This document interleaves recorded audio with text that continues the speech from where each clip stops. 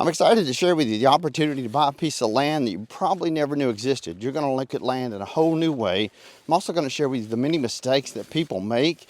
You're not going to need good credit. You certainly don't need to bank, and you don't need to borrow money from anybody. I'm also going to share with you some of the mistakes that people make when buying raw land that can cost you thousands.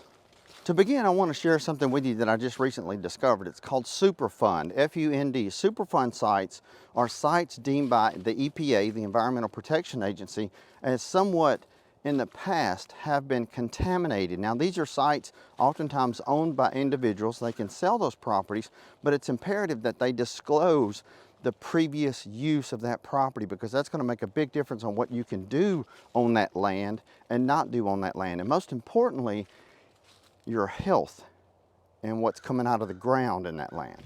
You see, oftentimes the contaminants that come out of that land are there for decades to come. Now, the EPA does do a great job at actually testing that land on a regular basis and producing reports on that land. That's why it's important to know that when you find a piece of dirt that you like, whether it be a large tract, a quarter-acre tract, a 100-acre tract, to do a little bit of research. You can do that by going to your local library and, most importantly, Googling Superfund and going to the Environmental Protection Agency. They do a really good job of giving you a full list of where those sites are actually located.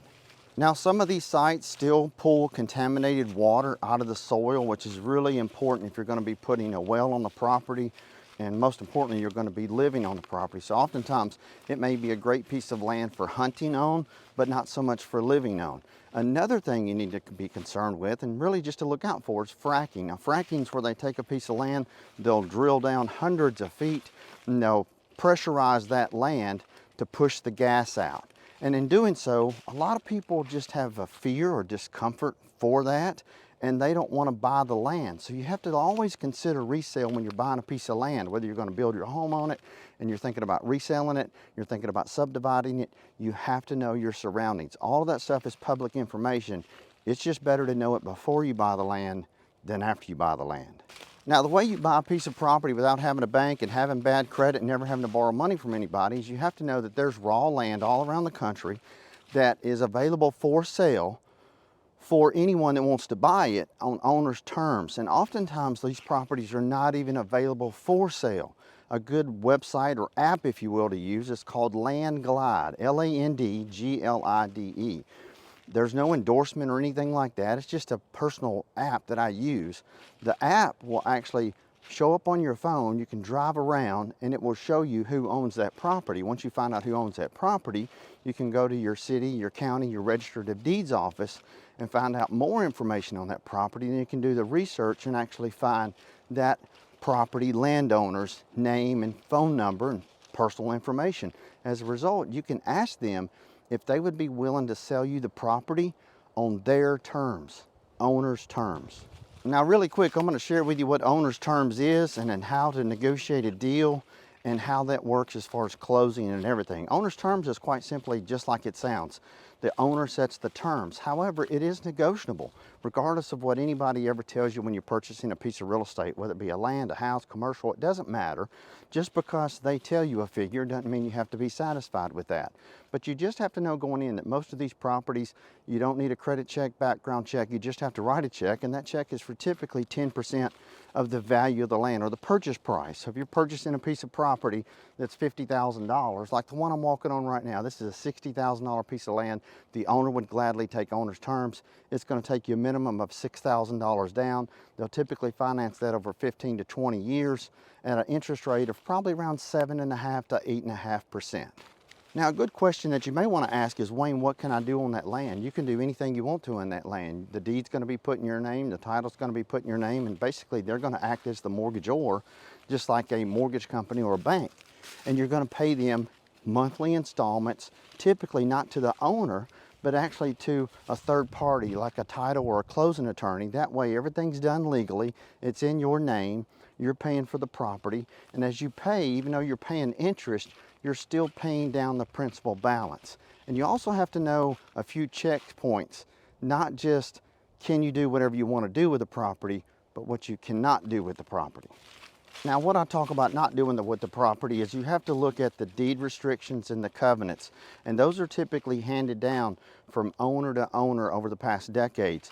If you want to raise an emu farm, if the deed restrictions and covenant says you can't, it's hard to get those changed. Or if you want to raise chickens or cows or pigs, oftentimes there may be deed restrictions.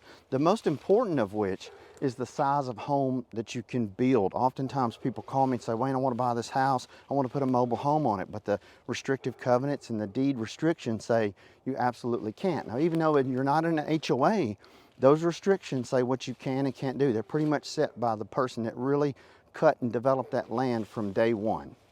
And look, the last thing you want to do is to buy a piece of property and only find out after you bought that land that you can't put a double wide on it, or you can't put a single wide on it, or you have to build a minimum of a 2,000 square foot home and you just wanted to build a 1,500 square foot home. All of that information is important. That's why I always tell and suggest to people, get a copy of the deed restrictions, the covenants, read over those, make sure they mix and jive and match with what you want to do with the property. It's also a really good idea to get a survey. Get a survey on the property, or at least get a copy of the survey and make sure it's pretty recent. Oftentimes, if a survey is 20 plus years old, you'll want to get a new survey, and here's the reason why. An older survey can lead to encroachments and encumbrances on the property. For example, you're buying a piece of property and there's somebody that set up a tent. Well, you don't know whose tent that is or where that property begins.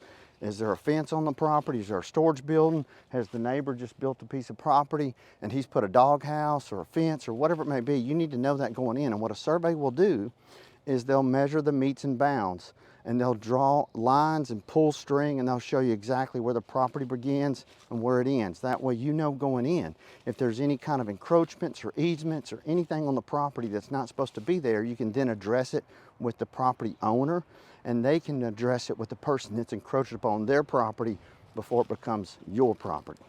Now, really quick, let me explain the three encroachments, easements, and servitude. So an encroachment is when somebody's encroaching upon the property. An easement is when they've been granted an easement, a right-of-way, if you will, to be able to cross onto that property, the property that you're looking to purchase or the property that you own, to get to another property. And a servitude is from the city, the state, the county, and basically the servitude says we reserve the right on this piece of property. And you can see that on a survey if it's, for example, power lines, water, sewer, gas, internet, electric. Now look, I need you to do me and yourself a big favor. Make a promise to me that if you buy a piece of property, you'll get a title policy. You'll get title insurance on the land. It's so important to get title insurance on the land, because if that land's vacant and there's never been any structure put on that property, you need to make sure you have a title insurance on it. And here's the reason why. The last thing you want to do is to buy that land and somebody comes and says, hey, I cleared trees off that land, you owe me money. Well, you're going to have a hard time proving that he didn't or did, or she didn't or she did, if you don't have a title policy. A title policy protects your interest from the day you take ownership in that property until the previous owners owned it and you into the future. And it's a one-time purchase that you pay for at closing, or the seller can pay for it for you on your behalf. It's not that expensive. On a $100,000 piece of land, it literally may run you less than $600, but it will be well worth it. Now let's jump back over to the financing part of it. And a good question to ask is, what are closing costs? We always hear of closing costs. You have to understand that the only closing cost that you're going to have when you purchase a piece of land, commercial, residential, it doesn't really matter, is the title policy that you have to pay. And that really just depends on, and it's negotiable. Some states the seller pays for the title, some states the buyer pays for the title. The cost of closing, you're not going to have all these closing costs. One, you're buying a piece of land, and two, you're not borrowing money from anybody. So the cost to close the transaction typically runs you $400 to $500, and that's the attorney fee, and then whatever your title policy will run you. So you can see how you're not out of pocket a whole lot of money if you purchase a piece of land. It's a $100,000 tract of land. You bring $10,000, you may have to bring $11,500 total, and it's yours. But look, before you make it yours, I need you to do a couple more things, and hopefully you're writing these things down. If not, you can go back and watch this video as much as you want. Give me a thumbs up if you like this video. Subscribe to the channel. My goal is to teach you everything I've learned in my nearly 30 years selling real estate. What you need to do, it's so important, and you should do this if you're buying any piece of property, especially residential and raw land, is get out and talk to the neighbors. Go talk to the neighbors. If you're going to build a home here, you need to know who you're going to live around, and you can do that. Oftentimes people say, well, Wayne, what about a survey? What about encroachments and liens and doing all this work? Listen, if you find a piece of property that you like, the contract's going to spell out that you reserve the right to do your due diligence, and that time frame is typically 10 to 14 days. So you find a home, property, piece of land, if you will, that you like, you're going to have 10 to 14 days to do your research. That locks the land into you so no one can come along and buy it out from under you, and it gives you time to do all of your homework. And as I mentioned, get out and talk to the neighbors, talk to the people, ask them, go 3 or 4 blocks in each direction and find out, was that land ever used for anything? Remember the Superfund? So look, I'm not trying to be Debbie Downer, but you got to know this stuff up front. A couple of more things you need to really look at is, what is the flood zone of that property? Oftentimes, if you see a little creek, a little stream, it looks real good, it looks wonderful, you can kind of dream a babbling brook. That property may flood, and you need to know your flood zones. You can research that, but quite simply, there's A, B, and C. All of them are flood zones, but C is the best, B is not so good, A can be the worst. But it doesn't necessarily mean you're going to flood every year. It just means that you may be in a flood area, and it may flood once every 10 years. In that case, you need to know up front, better than later, to make sure you can build your property up. Now another one, and this one's really important, especially in certain parts of the country, and that is mineral rights and water rights. A lot of people say, well, Wayne, what's the big deal with mineral rights and water rights? I'm from Nashville, Tennessee, and there, mineral rights, water rights, really not a big deal. I live now, and have been for 15 years, in southern Louisiana, and I'm going to tell you, there's a lot of oil way down deep underneath this land. So anytime a piece of property, land, commercial, anything is sold, the seller can keep their mineral rights, and you need to make sure you know that going in. So when you buy a piece of land, that the mineral rights are transferred, and it's really simple. It's just written in the contract. Most real estate brokerage companies, if you've got a good agent, they use a standard state issued contract. Most of them are state required contracts, and in those contracts it says that the mineral rights will be transferred to you. You just need to make sure that when you buy a piece of land, no one's going to come encroaching upon your land, knocking on your door with a bunch of equipment that says we're about to start drilling for oil or drilling for water. And look, if you want to get a really good deal on a piece of land, there are land foreclosures. You can go to findmyforeclosure.com.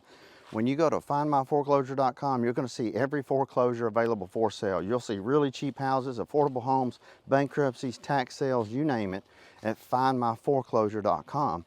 And yes, land is available there for sale. And just know this, you can do your due diligence, you can have it inspected, you can do your research and try to pull surveys.